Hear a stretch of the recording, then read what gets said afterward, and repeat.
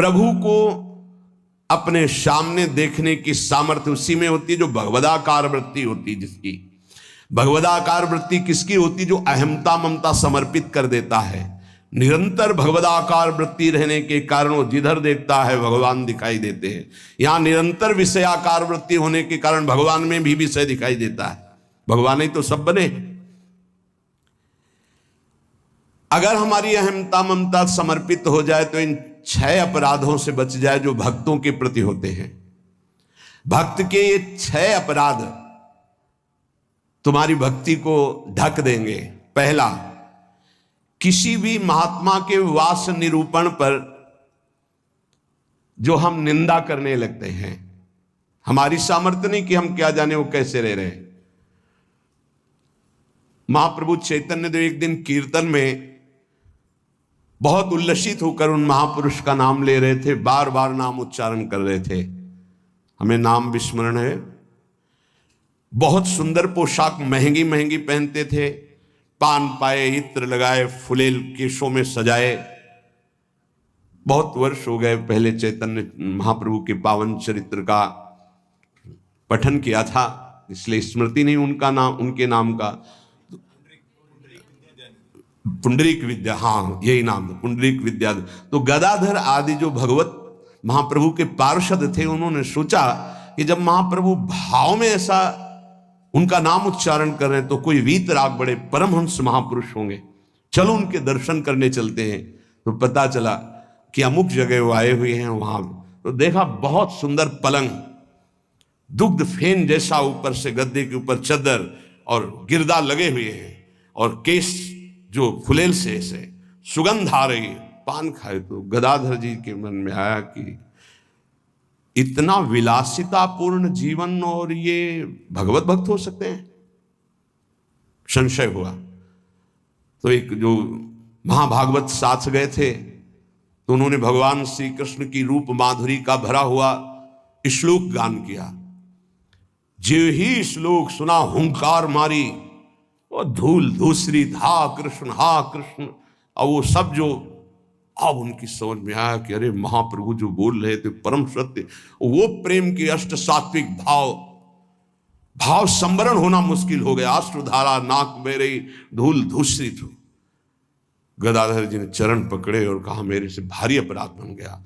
ऐसे महापुरुष के बाहरी स्वरूप को देखकर हमारे अंदर अश्रद्धा हुई थी, दोष दर्शन हुआ था।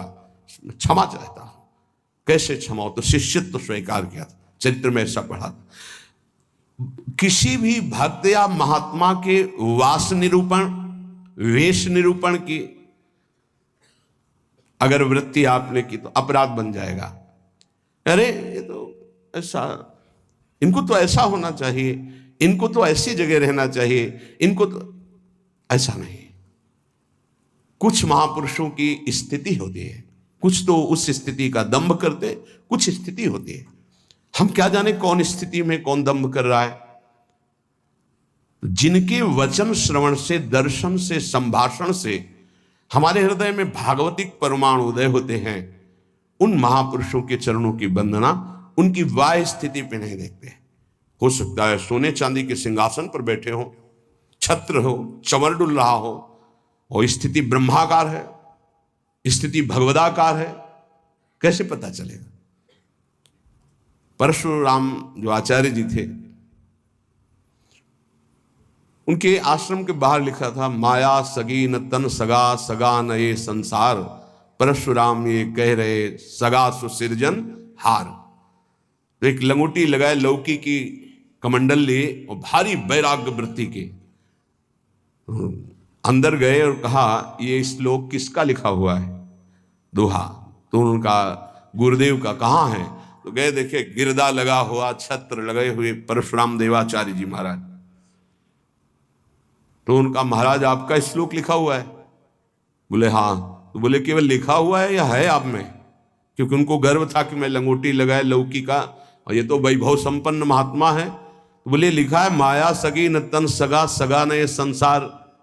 आपने कहा सगा जो सृजनहार, हम तो सब माया ही देख रहे हैं। उनका आपका इशारा क्या है? बोले जब सृजनहार सगा है तो फिर माया क्या? बोले चलो आपने समझा दिया, बड़ी कृपा, चल दिए। बोले कहाँ चल दिए? बोले जहां ले चलो आप। वो स्थिति प्रज्ञ महापुरुष थे, चल। जब 10-12 किलोमीटर चले तो बोले भिक्षा का हमारे समय हो रहा, तो बोले परशुराम देवाचार्य ने आज तक कभी हाथ नहीं फैलाया, आकाश वृत्ति पे हम रहते हैं, प्रियालाल जैसी व्यवस्था करते हैं उसके अनुसार रहते हैं। बोले हम तो भिक्षावृत्ति से रहते। बोले जाओ मांगने। बोले आपके लिए भी ले आवे, कभी किसी का सहयोग नहीं चाहा, केवल सीधे प्रियालाल से आप अपने लिए लाइए और पाइए, और जहां आपकी इच्छा हो वहां ले चलिए। वो गए भिक्षा लेने, वो जंगल के एक जगह बैठे हुए थे, तो वहां से राजा की सवारी निकली, देखा परशुराम देवाचार्य उतरे, साष्टांग दंडवत। महाराज यहां कैसे? प्रभु की इच्छा। बड़े सौभाग्य की हम तो भगवान की असीम कृपा मानते हैं कि आपके दर्शन। हमारी इच्छा है कि हम कुछ राजभोग तैयार करवाते हैं, जैसी हरि की इच्छा। देर न लगी, वहां रसोईया लग गए, कढ़ाइयां। महाराज अगर यहां विश्राम करें, बस इशारा हो जाए तो जैसी हरि इच्छा। खुदाई शुरू, आश्रम निर्माण की नींव के लिए खुदाई शुरू, कढ़ाई चढ़ गई, बनना शुरू हो गया। वो संत आए 1 घंटे बाद, वहां देखा। बोले यहाँ क्या हो रहा है? बोले यहाँ आश्रम बनेगा, ये रसोई बन रही। तो उनका महाराज ये क्या लीला है? तो बोले तुम जिस वैराग्य के अहम वृत्ति को धारण किए हो, उस अहम वृत्ति का त्याग करो। वैराग्य का तात्पर्य होता है राग रहित, स्पृहा रहित होना।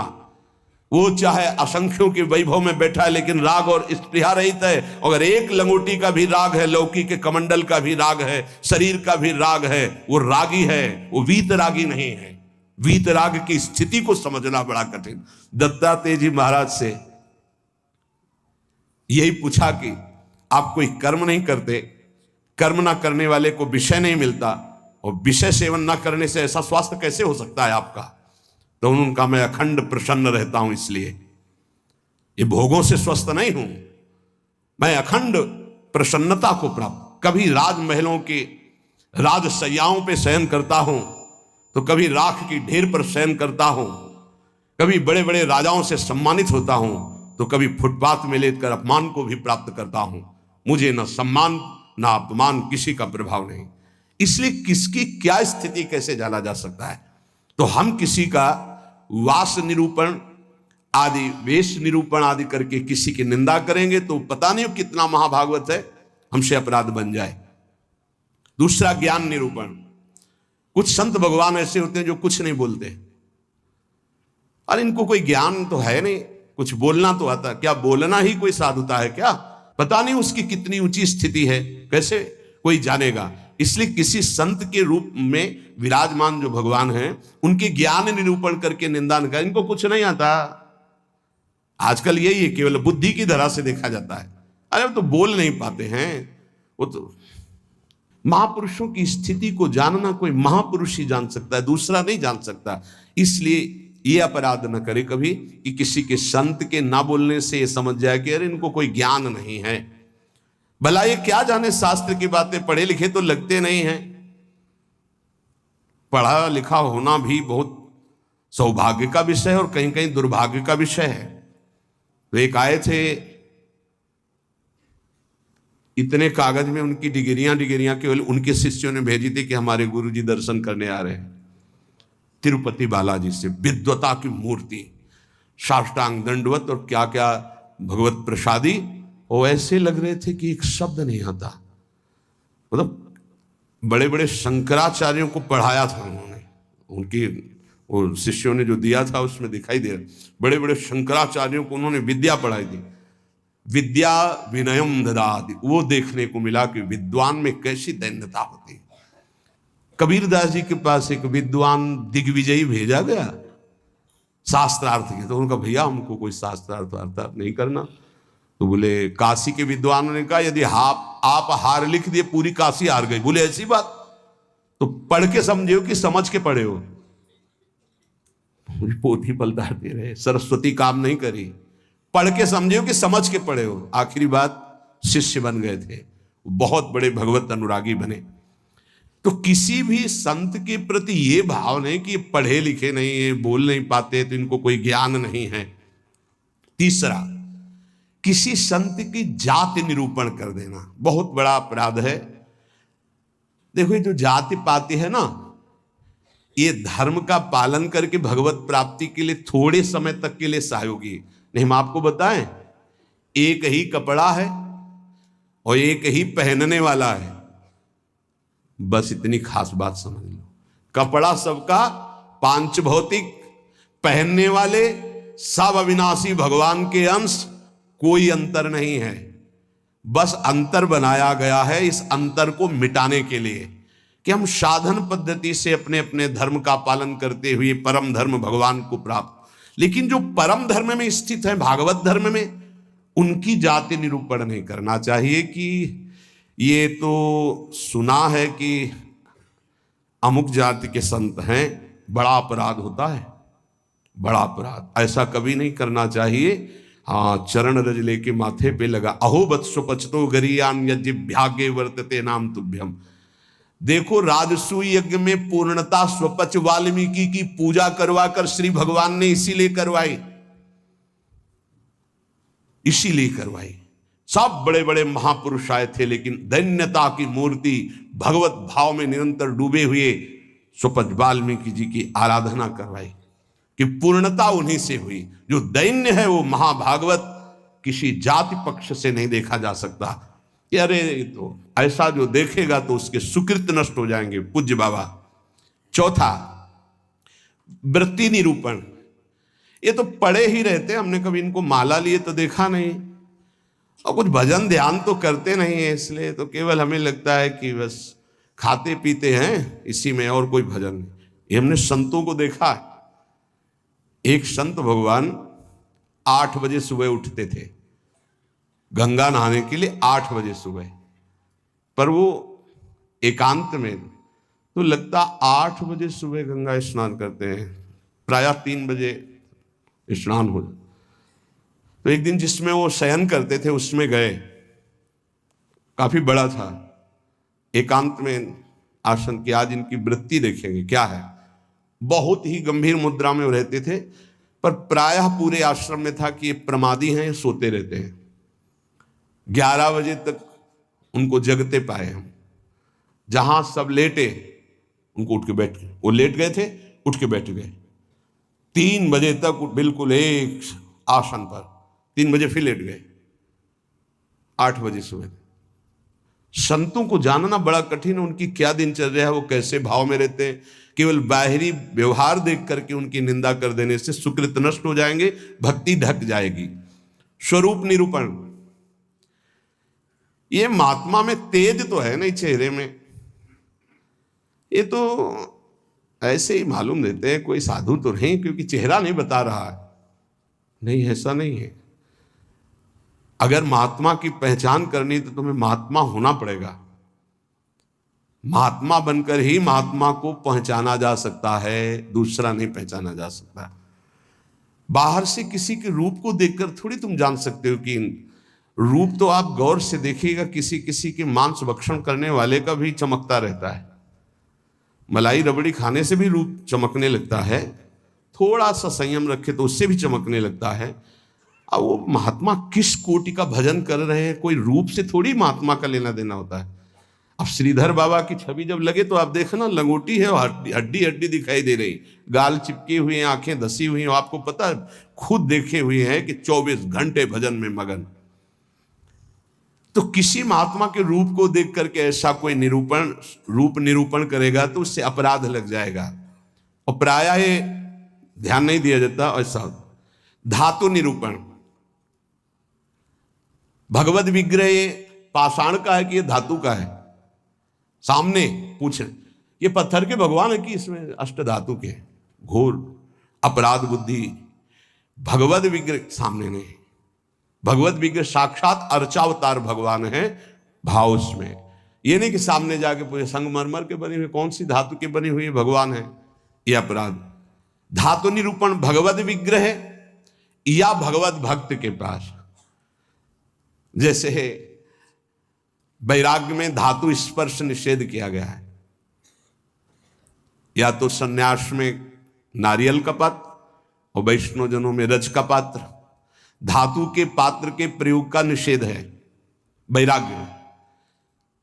लेकिन जो महापुरुष हैं, मान लो उनको सोने की थाली में पा रहे हैं, उनकी क्या स्थिति है। अब हम देख करके अपने वैराग्य का वहां भाव थोपे, वो स्थिति उनकी क्या है। वैराग्य का भाव थोपे तो फिर अपराध बन जाएगा। किस स्थिति में कौन महापुरुष है जानना मुश्किल है। सबको भाव से नमस्कार करके हम अपने भाव को सुरक्षित रखते हैं। तो वास निरूपण, ज्ञान निरूपण, जाति निरूपण, वृत्ति निरूपण, स्वरूप निरूपण, धात निरूपण। वृत्ति निरूपण में ये भिक्षावृत्ति तो करते नहीं, केवल भंडारा खाते हैं। आपको क्या पता किसकी क्या स्थिति है, वो कैसे। संतों की लीला भगवान जानते हैं, या तो वो संत जना दे तो जानने में। अपने लोग इसकी परवाह करते हैं क्या। कहीं कौन से अपराध ऐसे बन जाते हैं जो हृदय को कठोर कर देते हैं। इसलिए शांत। ब्रज में मुझे एक महात्मा मिले थे, उन्होंने मुझे कुछ उपदेश दिए। मैंने उड़िया भाषा में अपनी डायरी में लिखे थे। उन्होंने उपदेश दिए कि अगर ये आपके अंदर भाव आ जाएगा, लक्षण आ जाएंगे, तो आपको भगवान अपनी तरफ से आके दर्शन दे देंगे। बड़े महात्मा थे, तो बाबा ने उड़िया भाषा में अपनी डायरी में लिखा था, उसका हिंदी लिपि में यहां वर्णन है। पहला, भजन करते हुए अपने को सबसे दीन मानना। अपने आप भगवत साक्षात्कार हो जाएगा। भजन करते हुए अपने को सबसे दीन मानना, इससे कोई अपराध ही नहीं बनेगा, कोई अपराध नहीं बनेगा। लिख लेना चाहिए। भजन करते हुए साधक को अपने को सबसे दीन मानना, सबसे आदेश त्रणादपि सुनिचेन। दूसरा, किसी से भी कपट पूर्वक वार्ता व्यवहार ना करना।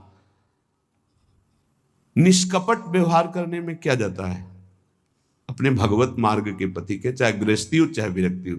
कपट का मतलब होता है अंदर कुछ और है, बाहर आप कुछ और दिखा रहे हैं। ये नहीं होना चाहिए। जो अंदर वो सीधे बाहर, जो बाहर बोल रहे हैं वही आपके अंदर चलना चाहिए। मोहि कपट छल छिद्र न भावा, भगवान कहते हैं। तो कैसे दर्शन दे देंगे आप कपट पूर्वक व्यवहार करते। निष्कपट व्यवहार, कपट पूर्वक व्यवहार ना करना, ये दूसरा। तीसरा, अपनी जिह्वा से कभी असत्य भाषण ना बोलना। इसका बहुत नारायण स्वामी जी ने भी इस पर बहुत जोर दिया था कि जिस जिह्वा से नाम जप करते हो झूठ नहीं बोलना चाहिए, तभी नाम सिद्ध होगा। नाम तभी सिद्ध होगा। नाम सिद्ध होने का तात्पर्य बिना प्रयास के चले। ये सत्य भाषण भगवत स्वरूप है। सत्य बोलने से बढ़कर कोई पुण्य नहीं संसार में, और झूठ बोलने से बढ़कर पाप नहीं। नहीं असत्य सम पातक पुंजा। चौथा, जो तुम्हारे सामने आवे और तुमसे बात करे या दृश्य दिखाई दे, उसे तत्काल पहले मन से प्रणाम करो। बिना प्रयास के भगवत साक्षात्कार हो जाएगा। चराचर जगत में जो तुम्हारे सामने, जैसे कोई व्यक्ति आया है तो राधा वल्लभ लाल जी आपकी जय हो, अंदर से मेरे प्रभु अब बात करो। कोई भी कुछ भी, पहले प्रभु, ये वस्तु पहले नहीं थी, प्रभु थे, और ये बाद में नहीं रहेगी, प्रभु ही रहेंगे। तो वर्तमान में हम वस्तु के अंतर्गत प्रभु को देखते हैं। पांचवा, न मेरा तन है, न मेरा मन है, न मेरा धन है, न मेरे प्राण है, ये मैंने सब कुछ प्रभु को समर्पित कर दिया। धैर्य पूर्वक देखिए। अब आपको क्या चिंता रह गई, जब तन प्रभु को दे दिया, मन प्रभु को दे दिया, अपना सर्वस्व प्रभु को दे दिया, तो बोले इसका फल क्या मिलेगा। ये यथा माम प्रपद्यन्ते तास तथैव भजाम्यहम्। प्रभु अपना सर्वस्व आपको दे देंगे, अनुभव में आ जाएगा। प्रभु अपने आप को दे देंगे। अति उदार करुणा वरुणालय प्रभु। अगर आप थोड़ा सा भी अपनापन करेंगे तो उनका थोड़ा सा अपनापन बहुत बड़ा होता है। अपने तन मन धन सर्वस्व पर अपना अधिकार न करके अपने प्रभु का अधिकार। छठवां, एकमात्र पूर्ण श्रद्धा अपने आराध्य देव में, मेरी लाडली, मेरे प्रियालाल। सातवां, सदैव पराधीन रहना। अगर गुरुदेव के अधीन हो, इष्ट देव के अधीन हो, तो माया तुम्हें अधीन नहीं कर पाएगी। अगर इष्ट देव और गुरुदेव की अधीनता स्वीकार नहीं करोगे तो माया अधीन कर लेगी। हमेशा अपने को पराधीन देखना कि मैं स्वतंत्र नहीं हूं, ये तन मन प्राण इष्ट देव गुरुदेव को समर्पित है, मैं वही करूंगा जो आज्ञा कर रहे हैं, उनके विपरीत नहीं कर सकता। अब आप देखो, विपरीत करते हो कि आपको याद आता है कि मेरा शरीर गुरुदेव की धरोहर है, मैं इसके द्वारा कोई अनाचार दुराचार कोई गलत चेष्टा, मेरा मन गुरुदेव की धरोहर है, इष्ट देव की धरोहर, इससे हम गलत चिंतन नहीं कर सकते, मेरा धन गुरुदेव की धरोहर, इससे हम गलत व्यवहार नहीं कर सकते, मेरे प्राण गुरुदेव को समर्पित, इसलिए हर श्वास मंत्र जपेंगे, बिना बुलाए भगवान दर्शन दे जाएंगे। 8वां, आराध्य देव के सिवा अपना कोई नहीं है, ये हृदय में बैठा लेना। अपने वास्तविक है तो आराध्य देव ही अपने हैं। 9वां, अपने आराध्य देव के अनन्य चिंतन के सिवा और कोई चिंतन ना होने पावे। 10वां, अपने आराध्य देव से जो गुरुदेव ने संबंध दिया है हर समय उसकी स्मृति रहना। क्या रहती स्मृति? मैं श्री जी की सखी हूं, दासी हूं, उनकी परिचर्या में हमारा जीवन समर्पित है, मैं उनकी दासी हूं। कभी सोचते हो आप? सोचो, तुम्हारा संबंध हो चुका है। कोई ऐसे नहीं कि तुम्हें केवल सोचना ही है, तुम्हारा संबंध हो चुका है, तुम्हारा पाणी ग्रहण हो चुका है। श्री जी ने तुम्हारे पाणी को स्वीकार कर लिया, ग्रहण कर लिया है, उसके साक्षी हैं गुरुदेव। गुरुदेव ने पाणी ग्रहण कराया है, प्रिया प्रीतम को हमारा हाथ पकड़ा दिया है। हम अपने संबंध, 10वां है, अपने संबंध को हर समय अपनी स्मृति, मैं प्रियालाल की हूं, मैं प्रियालाल की हूं, मैं प्रिय सखी हूं लाडली जू की। ये 10 भाव रखो। अब जैसे हमारे अपना भाव बताया, तो जो दास है वो दास भाव को देखे, जो सखा है वो सखा भाव को देखे, जो गोपी गोपी भाव को देखे। अपने स्वरूप को संबंध से चिंतन करना। हमारा स्वरूप क्या है? सहचरी बपू, मैं श्री जी की निज दासी हूं। कई बार दिन में आता है आप लोगों के, कितनी बार सोचते हैं हम, जबकि यहां हर चेष्टा करते हुए उसी भाव में रहना है। अगर ये 10 भाव हृदय में आ गए तो कह रहे हैं किसी भी तीर्थ में जाओ या ना जाओ, कोई और साधन करो ना करो, तुम्हें भगवत साक्षात्कार हो जाएगा। पहला, फिर सुन लीजिए, अपने को भजन करते हुए सबसे दीन मानना, किसी के साथ भी कपट का व्यवहार ना रखना, सदैव सत्य भाषण बोलना, चराचर जगत का कोई भी वस्तु व्यक्ति सामने आवे अपने प्रभु का भाव करना, अपने तन मन धन प्राण सर्वस्व को अर्पण कर देना। मेरा अधिकार नहीं, नाथ सकल संपदा तुम्हारी, मैं सेवक समेत सुत नारी। अर्पण का मतलब ये होता है भाव। 6वां, अपने आराध्य देव में ही पूर्ण श्रद्धा समर्पित हो जाना।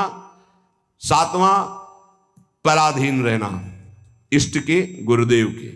8वां, आराध्य देव के ही अनन्य चिंतन में लगना, आराध्य देव के सिवा कहीं अपनापन न होना। 9वां,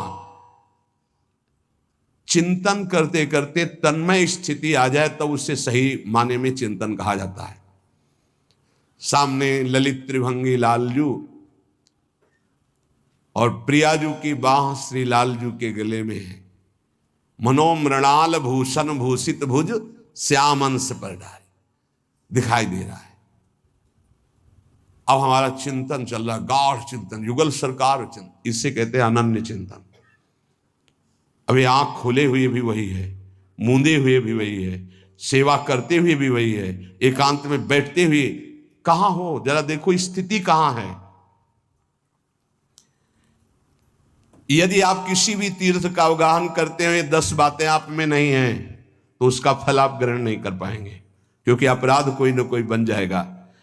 हम आपसे सत्य कहते हैं कि कल्याण आपके चिंतन से होगा, इन बातों को स्वीकार करने से होगा, भागने से नहीं होगा कि हम यहां चले जाएं हम वहां चले जाएं तो कल्याण हो जाएगा। अगर आपका आंतरिक चिंतन इन बातों में है तो आपके अंदर वो सामर्थ्य जागृत हो जाएगी कि आप प्रभु को देख सकते हैं। इसलिए जो सत्संग है उसे बार बार सुना जाए, उसका मनन किया जाए और अपने हृदय में धारण किया जाए तो हमारा इसी जन्म में अंतिम जन्म माना जाएगा और भगवत साक्षात्कार हो जाएगा। जहां तक गुरु कृपा से प्रयास है, कथन श्रवण करके यही प्रयास है कि संसार की असत वृत्तियां छूटें और भगवत प्राप्ति हो जाए, हमें भी आप सबको भी। जिनको ये नहीं चाहिए तो भूल मत करना, यहां कुछ लाभ नहीं मिल पाएगा, यहां नहीं मिल पाएगा। यहां लाभ अगर मिल पाना है तो एकमात्र अध्यात्म का लाभ मिल सकता है। यहां कोई आशीर्वाद, ये भीड़ लगाना कि हम कोई जादूगर हैं, कुछ चमत्कार कर देंगे, तो बिल्कुल कुछ नहीं होने वाला। हम तुम्हें हाथ उठा कहते हैं, हो जाए, तुक्का लग जाए तो तुम्हारे पुण्य, पक्की बात समझ लो। तुक्का लग जाए कि आप कामना करके आए, कामना की पूर्ति हो गई तो आपके पुण्य, हमारा कोई उसमें लेस मात्र भी सहयोग नहीं है। पुण्य आए वृंदावन धाम संत दर्शन के, आपकी भावना, आपकी कामना पूर्ण हो जाए, वो आपका भाव। हमारा लक्ष्य है भगवत प्राप्ति। अगर आपके हृदय में भगवत प्राप्ति की लालसा है और आप आगे बढ़ रहे हो तो हम हृदय से आपका स्वागत करते हैं और हमारी प्रियालाल की कृपा वृत्ति आपको उठाती चली जाए और आप इस संसार, राग, आसक्ति, ममता, चिंता, शोक, मृत्यु, भय, इससे ऊपर उठे। बस हमारी आशा यही है। जो प्रयास है सत्संग का या एकांतिक का, उसका फल केवल यही, भगवत संबंध दृढ़ हो जाए, भगवत प्राप्ति हो जाए। और जिसको ये लक्ष्य नहीं है तो हमें लगता है कि समय बर्बाद ना करे, दूसरी जगह खोज ले जहां उसकी मनोकामनाएं पूर्ण होंगी। यहां नहीं हो सकती। बिल्कुल समझ लीजिए, यहां कामनाओं का नाश होता है, कामनाओं की पूर्णता नहीं। यहां कामनाओं की निवृत्ति होती, कामनाओं की पूर्ति नहीं। यहां यदि हम कामनाओं की पूर्ति की भावना लेकर के आएंगे तो शायद है कि तुम्हें असंतोष हो जाए, बिल्कुल पक्की बात समझो। और कामनाएं अगर पूर्ण होती हैं तो वो कोई खास बात नहीं है। जन्म जन्म से सब कामनाएं भोगते चले आ रहे हैं। एक कामना जागृत हो जाए कि मुझे भगवान की प्राप्ति करनी है तो हमारा सत्संग सार्थक, हमारा एकांतिक सार्थक, हमारा जीवन सार्थक। इस संसार का नाम मृत्युलोक है, यहां सबको मरना है। सीधी बात सुनो, मरना है, आज नहीं तो कल, कल नहीं तो परसों, चाहे बीते बरसों, अंतिम परिणाम शरीर छूटना है। जब शरीर छूटना है तो सब कुछ छूटना है। तो इसलिए हम इसका महत्व नहीं रखते। दुख सुख भोग कर समय काट लो, राधा राधा राधा बोलो और जन्म जन्मांतरों के पापों का नाश करके परमानंद में निमग्न हो जाओ। हमारा लक्ष्य यही है। आज बनावटपन बहुत पसंद किया जाता है। आज मधुर वचनों के द्वारा तुम्हारी कामनाओं की पूर्ति के वादे बहुत पसंद किए जाते हैं। वो यहां नहीं है, नहीं होगा। वृंदावन की भूमि से कह रहे हैं, यदि आपका लक्ष्य भगवत प्राप्ति नहीं है तो यहां आना आपका, हमारे पास आना यहां व्यर्थ माना जाएगा। आप अन्यत्र देख लीजिए। भगवान नाम जप, आचरणों की पवित्रता, भगवत प्राप्ति, तो जी जान से आपके मित्र हैं, सहयोगी हैं, आपके चरणों की वंदना करेंगे और आपका आदर से हम संभाषण भी और आदर से आपको परमार्थ में बढ़ाने की वृत्ति भी। परमार्थ से, प्रिया प्रीतम से मतलब नहीं, अपने शरीर और कामनाओं की पूर्ति से। तो प्रणाम, दूसरी जगह देख लो, यहां भीड़ लगाने की जरूरत नहीं है। हृदय से कह रहा हूं, हृदय से कह रहा हूं। यहां ऐसा कोई प्राविधान नहीं कि आपकी कामनाओं की पूर्ति हो जाए। यहां एक ही प्राविधान है, मन वचन कर्म से प्रभु का होके और सच्चिदानंद सुख में निमग्न होना। इसी बात का प्रश्न और इसी बात का उत्तर, अन्यथा कोई प्रश्न नहीं होगा।